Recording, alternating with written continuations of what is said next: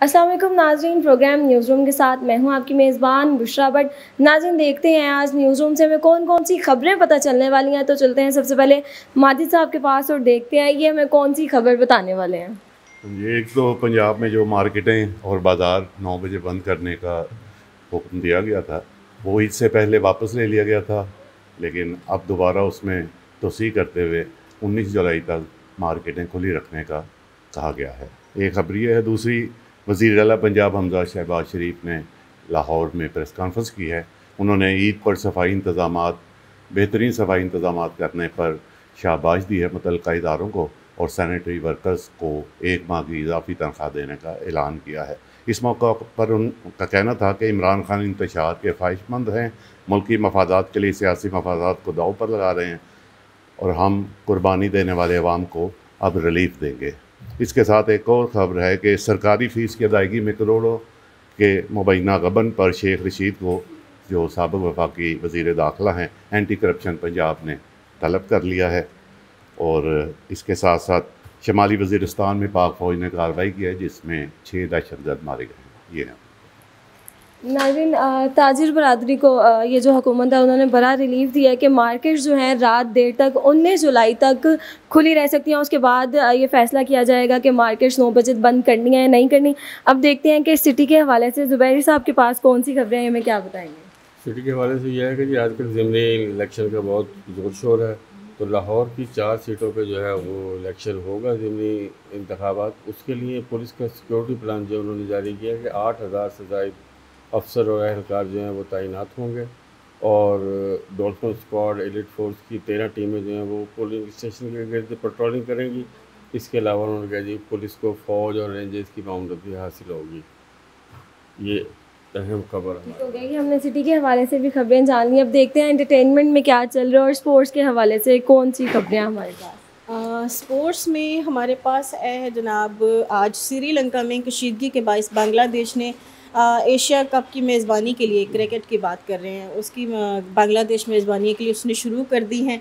तो इसमें शेड्यूल भी अगस्त में तकरीबन सामने आएगा। उसके बाद हमारे पास शहरोज़ काशिफ है कोपेमा, उसने अगली चोटी सर करने के लिए रास्ता इख्तियार कर लिया है और वो मुझे लगता है कि वो जुनून के साथ निकला है।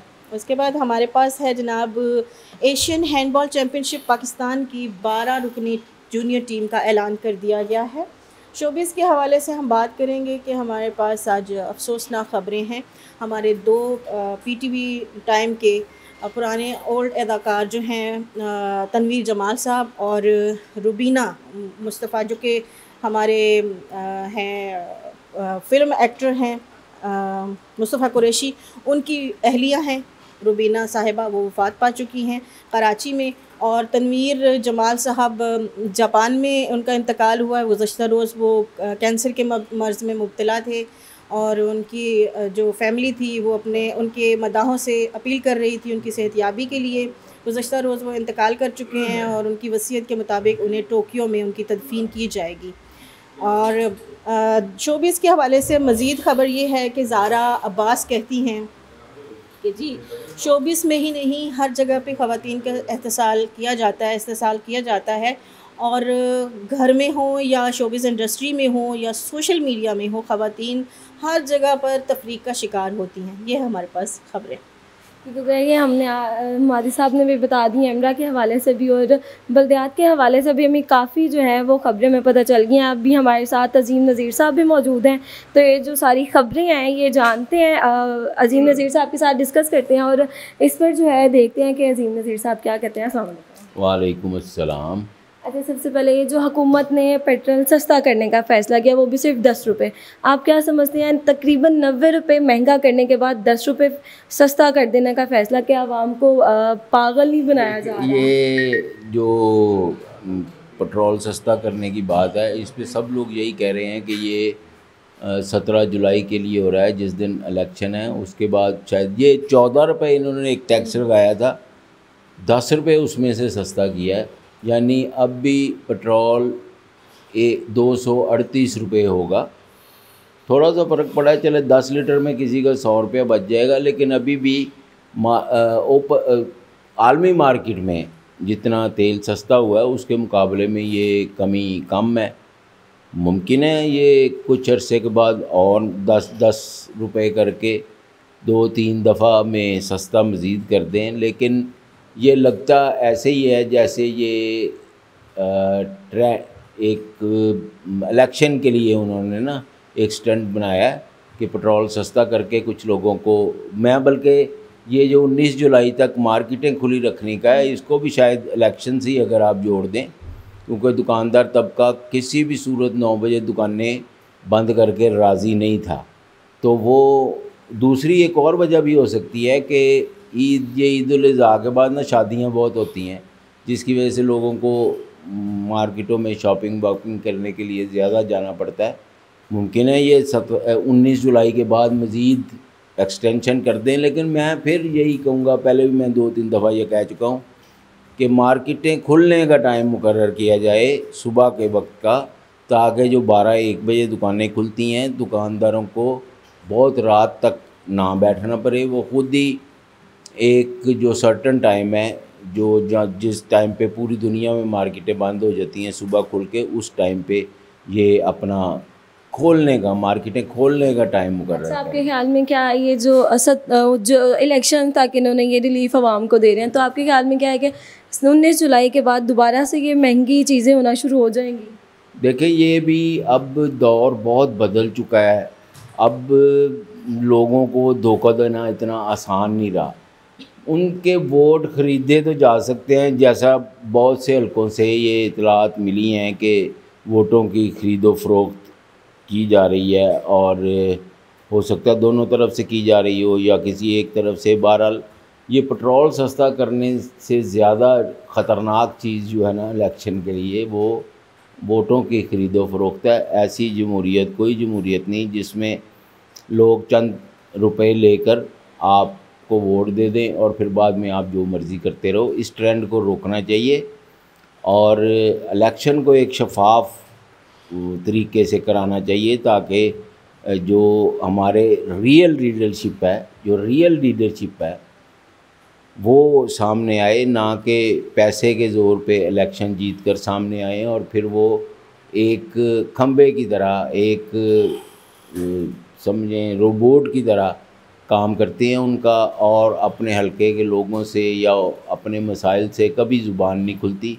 कई दफ़ा ये स्टोरियाँ छपी हैं कि कितने अरकान असम्बली जो है ना वो असम्बलियों में गूंगे बहरे हैं, जिन्होंने कभी कोई बात ही नहीं की असम्बलियों में, क्योंकि वो एक तो तालीम भी इतनी नहीं होती, दूसरा वो सिर्फ़ पैसे के ज़ोर पे इलेक्शन लड़के आए होते हैं। ना उनका नज़रिया होता है कोई, ना उन्हें कोई और चीज़, उन्हें बस एक टौर टप्पा चाहिए, या फिर उन्हें कोई अपने काम बड़े बड़े कराने होते हैं या कोई ठेके लेनी होती हैं। इसके सिवा उनका कोई वास्ता नज़र नहीं आता किसी। बिल्कुल। अच्छा, जैसे आपने कहा इलेक्शन साफ शफाफ होने चाहिए, जो हमारे वज़ीर-ए-आज़म साबिक़ वज़ीर-ए-आज़म खान साहब हैं, उन्होंने भी ये कहा अगर साफ़ और शफाफ इलेक्शन नहीं होंगे तो पाकिस्तान का हाल श्रीलंका जैसा हो जाएगा। देखें, ये तो पिछले पता नहीं कितने अरसे से साफ शफाफ इलेक्शन नहीं है। एक तबका है जो अपने मफादात के लिए और अपने को जो सूट करती हुकूमतें हैं वो हुकूमतें तराशते हैं,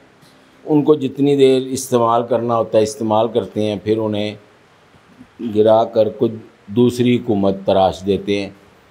इस तरीके से कोई भी किसी भी पार्टी को हुकूमत मिल जाए, जब उन्हें पता है कि हमारा मुस्तकबिल किसी के साथ जुड़ा हुआ है, वो जब तक चाहेंगे हम हुकूमत में रहेंगे, तो फिर वो कोई अपना काम नहीं कर सकते। वो फिर ज़्यादा से ज़्यादा दिहाड़ियाँ लगाते हैं कि चले दिहाड़ी लगा के निकलो।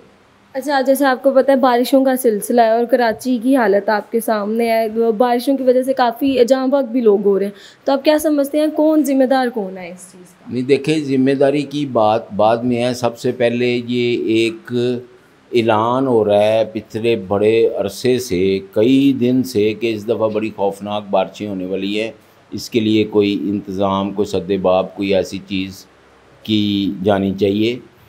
तो कराची का तो हम बड़ा शोर मचा रहे हैं, अब लाहौर में बारिशें शुरू हो गई हैं। अल्लाह रहम करे लाहौर वालों के ऊपर भी, इनको भी कहीं कराची जैसी सूरत हाल का सामना ना करना पड़े, जहां लोग 72 घंटे में, बहुत बेशुमार लोग 72 घंटे से पानी में रह रहे हैं, क्योंकि पानी उनके घरों के अंदर दाखिल हो चुका है और पानी के निकलने का कोई इंतज़ाम नहीं है। इस सारी चीज़ को सूबाई हुकूमत को चाहिए था। अब तो ऐसा नहीं होता कि अचानक बारिश आ जाए, सब कई दिन पहले पता चल जाता है कि किस वक्त, किस टाइम पे, किस दिन बारिश होनी है, तो उसके लिए इनको तैयारी करनी चाहिए थी।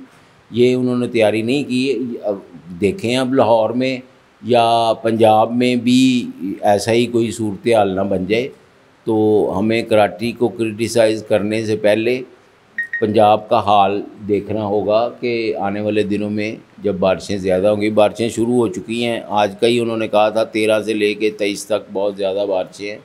10 दिन की बारिशें बहुत गड़बड़ कर सकती हैं और उन लोगों के लिए भी जो कच्चे घरों में रहते हैं या जो पुराने घरों में रहते हैं, वो घर गिरने का ख़तरा होता है, बड़ी जानें चली जाती हैं। बहरहाल हुकूमत के साथ साथ जो लोग हैं वो भी अपने लिए कोई ऐसा इंतज़ाम करें जिससे वो बारिशों के सख्त मौसम में अपने आप को महफूज रख सकें। ठीक हो गया। ख़बरें हमने न्यूज़ रूम से जान ली और उन पर अजीम नज़ीर साहब का तज्ज़िया भी ले लिया। मज़ीद ख़बरें और इनकी तफसीलात के लिए आपको पढ़ना पड़ेगा रोज़नामा एमरा और बल्दियात। तब तक के लिए मुझे दें इजाज़त। अल्लाह हाफ़िज़।